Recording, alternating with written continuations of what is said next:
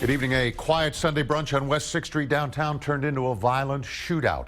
Now it's a crime scene. Austin police tell us a confrontation with a suspected car burglar got violent in a hurry. The suspect shot and wounded an officer before being shot and killed himself. The officer is recovering in the hospital. We start our team coverage with Aaron Cargile live from West 6th. David, this section of West Avenue behind me between 5th and 6th Streets is still closed. It has been this way since 11 this morning. The police chief commending the actions of a security guard here at the Austin City Lofts on the corner. He was in a room watching the live video feed of the security cameras in the parking garage. That's when he saw a man breaking into cars and the chase began.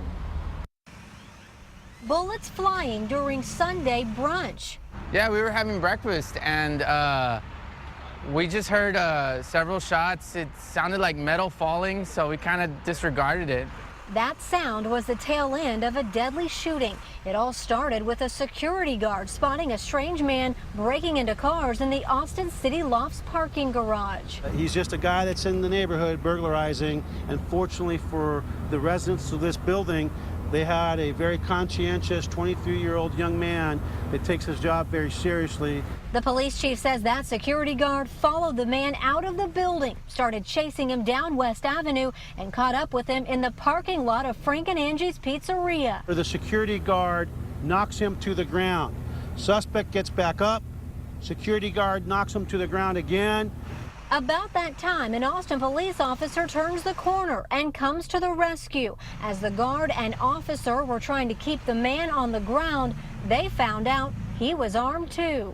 When that suspect suddenly and without any warning turned, took out a semi-automatic pistol and fired one shot at our officer.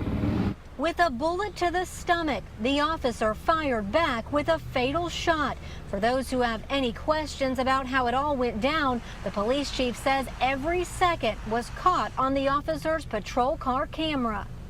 Looking forward to the day that we can release this video so people will learn to see why when officers are struggling with an individual on the ground, when they're struggling with an individual on the ground and the suspect is not showing their hands, there is a reason.